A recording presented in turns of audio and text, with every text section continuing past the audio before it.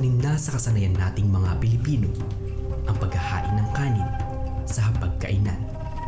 Sa panahon ngayon, tila pakikipagbaka na ang makabili ng bigas sa mababang presyo. Pero sa isang liblib na bayan sa Barangay Lambak, Pagsanghan, Laguna ay mayroong bigas na ipinagbebenta lamang sa halagang 28.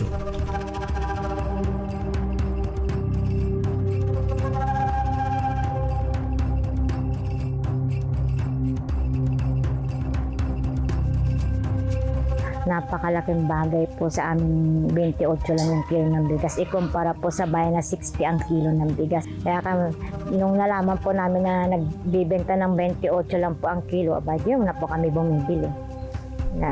Mas papasalamat kami nga at nababala ang presyo ng bigas. Masarap pati ang kanin. Batay sa ulat ng Grain World Markets and Trade ng United States Department of Agriculture, tinatayang aabot sa 3.8 milyong metrikong tonelada ang rice importation ng Pilipinas nitong marketing year 2023 to 2024 na higit na mas mataas sa 3.5 milyon ng China. Bunsod nito ay top 1 importer ng bigas sa buong mundo ang bansang Pilipinas, sa kabila ng pagiging masagana nito sa likas na yaman. Napaka-blessed na naka-experience kami ng isang matinding challenge pagdating sa pagtaas ng presyo ng bigas. Isa sa nakita naming malaking spike ng gastusin namin ay yung pagtaas ng presyo ng bigas. Kasabay nun, dumating din dito yung mga magsasakang namumroblema. Nagkasundo kami nang hiningi ko sa kanila na sa lahat ng nabanggit nyo para maging bigas yan, tulungan nyo akong iproseso. Na-realize ko rin na hindi lang pala ako namumroblema ng ganun. Nakita ko dito sa mga kapitbahay ko, sa mga kabarangay ko na lahat pala sila namumroblema ng parehas na problema ko kung paano magkakaroon at makakabili ng masarap at murang bigas. Katuwang ang Pagsanghan Jeepney and Tricycle Operators and Drivers Association ay napababa ang logistics ng bigas na pinagbebenta ni Matt.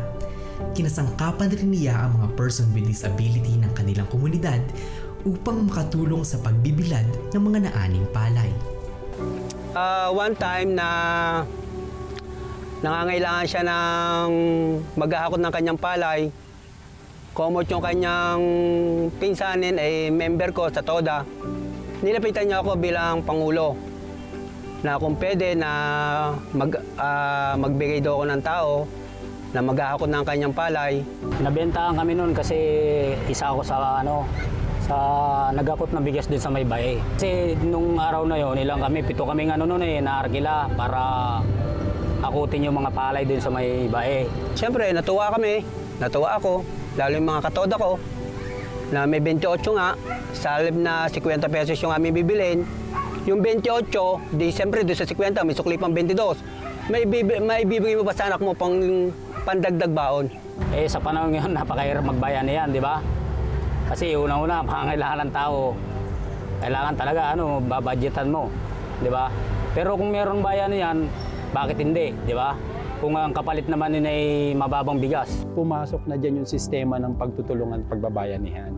So ang susi sa pagbaba, malaking factor sa pagbaba ng presyo ng bigas namin, yung tiwalang ibinigay sa akin ng mga kapitbahay ko, kabarangay, kasama na dyan ang PWD, kasama na dyan ang sektor ng JODA, kasama na dyan ang sektor ng TODA. May kapansanan mang iniinda si Nanay Roda at Nanay Buena. Hindi ito naging hadlang upang makabahagi sila sa pagbabayanihan. Bagkus, naging inspirasyon pa para sa mga katulad nila. Ako po kasi ay nabiktima ng polio. Nung maliit pa po ako. Nabulag po ako dahil po nung maliit po ako. Hindi po alam po ng mga magulang ko na naiyak na po ako, natuluan po ng gatas dito sa mata. Kami ang tumutulong dito na magbilad ng palay para pag natuyo naman, binabayo na nila, binibenta nila ng murang lang, para mababa lang, 28 lang ang kilo. Marami kami tumutulong sa kanya. Babayanihan kami para mapababa ang presyo ng bigas talaga. Papasalamat po na tinanggap niya po ako rito na kahit po ako ganito. Kaming mga PWD ay hindi naman daw po hadlang yung aming kapansanan para makatulong kami sa kapwa namin. Ayon sa isang kasabihan, No man is an island. Hindi magiging posible ang isang tila imposible kung hindi dahil sa mga taong nagtiwala sa iyong kakayahan. Tumutulong lang kami sa kanya na kasi hindi naman pwede na isang tao lang yung magbibilad lalo na sa iimis. Kasi isang beses ako'y napasya sa kanyang bukid, sa bahay niya. Nagkausap kami tungkol nga sa pagpapalay. Tinanong niya ako kung ako isang magsasaka sa palayan. Sabi ko, oo. Ang ano niya, i-offer niya sa akin, siya na raw ang bibili ng aking aanihin. Sabi ko, sige. Maraming proseso ang pinagdadaanan ng isang palay bago ito maging kanin na pamatig gutom. Bawat butil nito ay may katumbas na pamilyang mairaraos sa buong maghapon. Kasi dapat talaga ang pagtatanim ay mula June. Ngayon, dapat 3 buwan na ang pag-aani ng patagaro. Kailangan mapaabot mo ng August. Pagdating ng August, kailangan pahinga na lupa. Uulitin mo na ng mga January ang mga pagtatanim naman ng mga gayon. Maganda nga ngayon, merong tinatawag na harvester, yung hindi makina. Sa pagbibilad, traditional, kailangan matindi yung init ng araw para mas mabilis siyang matuyo. Pagkatapos nun na mga ilang oras, tine-check siya kung tama na, kung okay na yung lutong ng palay, tsaka siya hahanguin. Bago siya umulan, hinahayaan muna namin siya ng isang araw para mag-cool down yung palay. Kasi kung masyadong mainit yung palay at ilalagay mo sa mill, nagdidikit-dikit siya. Nakakasira din ng milling machine. May kaakibat na iba pang benepisyo na makukuha sa palay. Ito ay ang tinatawag na ipa na ginagamit bilang pangninga sa pagluluto at nagsisilbi ring pataba sa lupa. Sumunod ay ang binlid na maaaring pagkain ng alagang aso at baboy. Kapaki-pakinabang man ang mga benepisyong tinataglay ng palay, isang palaisipan pa rin kung paano naman maisasalba sa pagkalugi ang mga magsasaka na siyang nagtanim. Pinapatay ng trader yung mga maliliit. Ang gusto nila, sila ang makabili ng bigas. Para siyempre, babaratin na lang, binabarat ang palay Bibili nila ng mura rin palay, tapos bebenta nila ng mahal. Kaya yun ang talagang number 1 na supilin dito sa atin sa mga magsasaka sa palay Yung mga gayang mga negosyanteng talagang ang gusto sila lang ang kumita.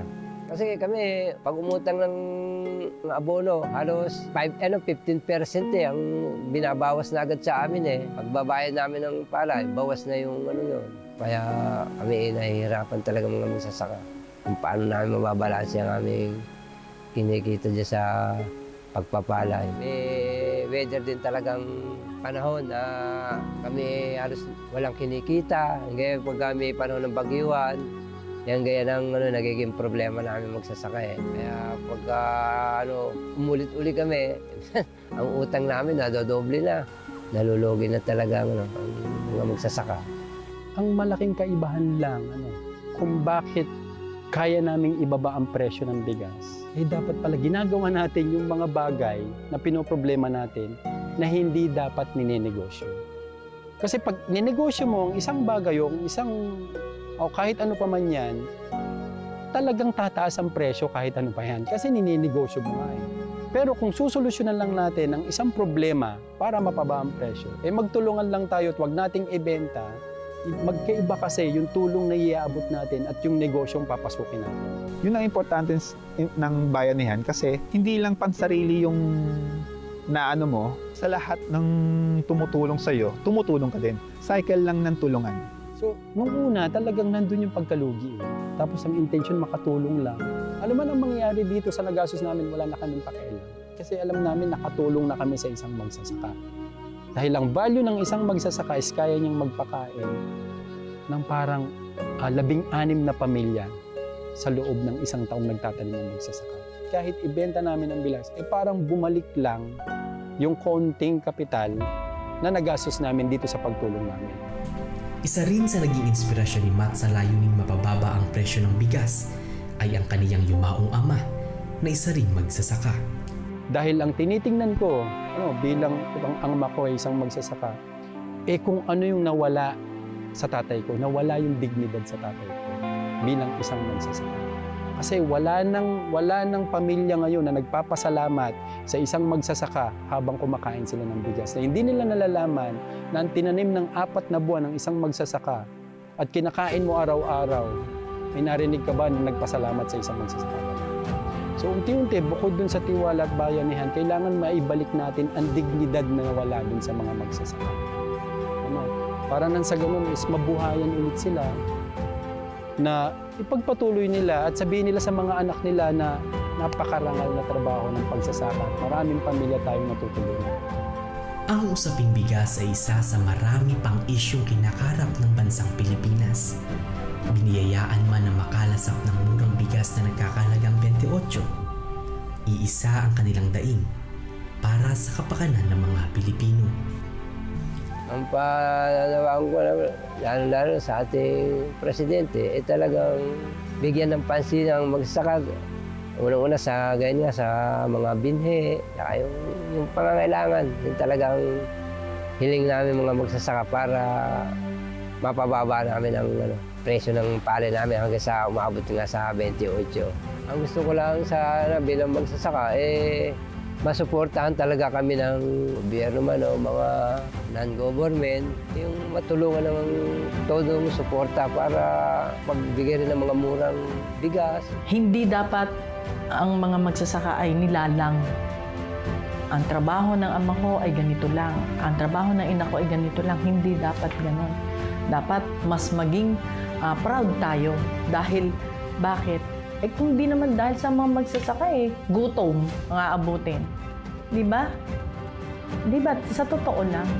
Kaya ako talagang ipinagmamalaki ko, anak ako ng magsasaka. Ang sinasabi ko, kahit sino, siyempre, ang lahat ng magsasaka, sila ay mga buhay na bayani.